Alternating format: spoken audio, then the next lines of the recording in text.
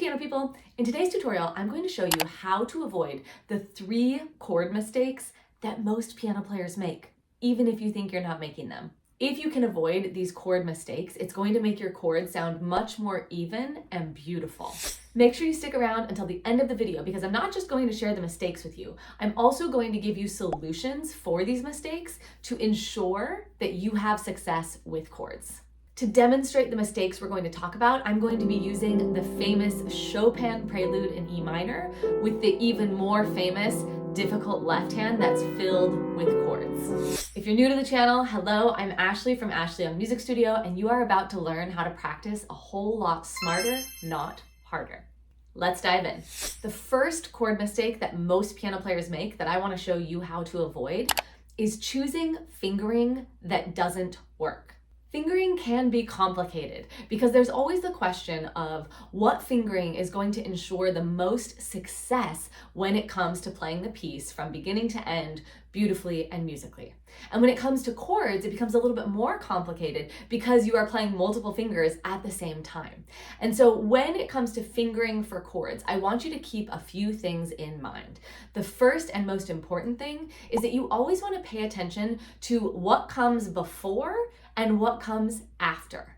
People have a tendency to look at fingering as isolated incidents. And when you do this, you don't take into account what's happening before and what's happening after. And that usually means that the fingering can end up being really awkward and it doesn't make sense with like transitions or with getting you to the next place that you need to be.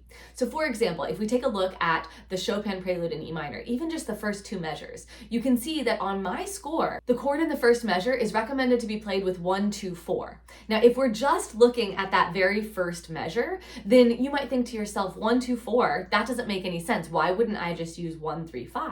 That chord would be so much easier to play if I used 1, 3, 5.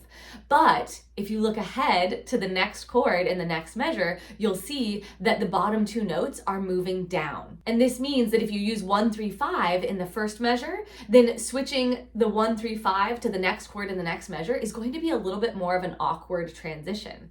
If you use 1, 2, 4 in the first measure, you're going to have a lot more control over that transition to the next chord in the next measure. Now, the remedy that I recommend for this as my first choice is to make sure that you're working from an edition of your score that is reputable. Meaning, make sure somewhere on the book or on the page it says edited by. If the music says edited by, chances are a professional pianist or a music historian went through the music and put in some markings that are going to be very, very helpful in your learning of the piece. And these markings will often include fingering. My second piece of advice for remedying this problem is to check multiple sources. Online, you can find many copies of the same piece of music, and oftentimes you can find many different editors of the same piece. And so go ahead and reference a few different copies of your score and see what they say for fingering. See what fingering suggestions they give. If you find 2 or 3 editions that are all recommending the same exact fingering, chances are it's a good fingering and you want to stick with it. Now, on the flip side of that, if you find that 3 different editors are all recommending 3 different fingerings, then the choice is yours. What sits best underneath your hand? What makes the most sense for the size of your hands, the instruments that you're playing on, and what just feels the best to you? I have an entire tutorial all about fingering rules, and I'll link that in the description so that when you're done with this one, you can go check that one out if you want more information about how to choose the proper fingering that will help you play chords. The second chord mistake that most piano players make that I want to show you how to avoid is playing on the wrong part of the keys. Let's again look at the first measure of that Chopin. So as we talked about, the first chord in the first measure is using fingers 1, 2, and 4. Now, this is going to be different than if we were using 1, 3, and 5. And most often when people are playing chords, they want to move up here towards the back of the keys. And it makes sense, the instinct makes sense, because it feels like if you can feel the black keys in between your fingers, then you're more likely to be able to find the chord and play it accurately. But what actually is true is that when you're up here in the black keys, the likelihood of your fingers slipping and accidentally pressing the other keys is much higher. It's also likely that you're not going to be able to play the notes of the chords very evenly, because when you are up here, you're playing the notes at different points on the keys. And this means that inside the piano, the hammers are coming up at different speeds and with different pressure points. So what we want to do is we always want to make sure that you're on the edge of the keys. Now, this is going to feel really, really awkward at first, but I want you to think about, regardless of what notes are in the chord, there's like a little tiny dot on the edge of all of these keys, and it goes for black keys as well. And you are always aiming to play on that little dot with each finger of every note of every chord, regardless of how tricky that is. And what will happen when you do that is you're going to notice that you have to be a little bit more flexible in your wrist. Because if I'm playing up here, it doesn't matter what chord I'm playing, I can kind of more or less keep my wrist the same. But again, the chords are very uneven sounding. When I go out to the edge of the keys, all of a sudden, I might have to hinge at the wrist a little bit to bring my shorter fingers around. So for example, I might have to hinge this way to get my thumb to be able to reach the keys it needs to reach. Let's take a look at that. So when I play this chord with 1, 2, 4, I do have to hinge to bring my thumb around.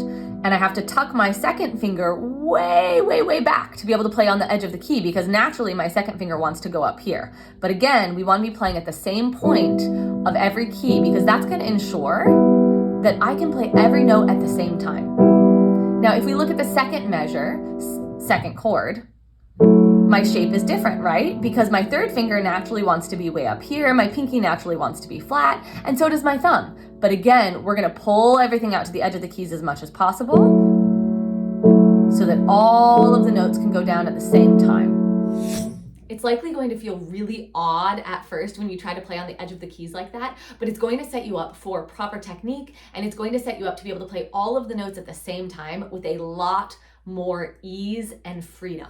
If you're liking this video, go ahead and join my free Facebook community. Inside that Facebook group, we get together for challenges, for live streams. I release content in that group that I don't release here. And there are a ton of other piano players along the same journey as you that can help you out and that you can get to know. It's an incredible community. I'll put the link in the description below.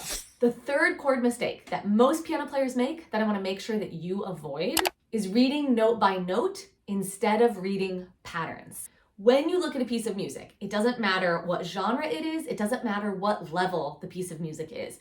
You are looking at patterns. But a lot of adult piano players get stuck reading note by note. And that means when you open up a piece of music, you're a little bit overwhelmed by everything that you see, and maybe you're writing in the note names of each individual note in every single chord, or maybe every time you go to play a chord, it feels like you have to reread what the notes are. But this is the slowest way to play music that has chords. What I want you to do is learn how to memorize the notes of a chord as a pattern, because when you can do that, you stop having to take the brain power to look at each individual note, and you start seeing little clumps of notes together, and you start being able to recognize them much faster. And when this happens, you are able to see and process chords way faster. And as you go to play them on the piano, it's almost like your hand can predict how they're going to feel right before you play them. So it just takes a lot less brain power to not only process the information that you're seeing on the page, but also to execute correctly on the piano with your fingers in the right spot. It's kind of like if you were learning how to read in the English language and you only learned the letters of the alphabet. You would never be able to read Shakespeare because it's too complicated, and you wouldn't be aware of any of the common repeated things that are happening in Shakespeare. And so you'd be sounding out every single word, and it would keep you really, really slow. And it's likely that eventually you would give up.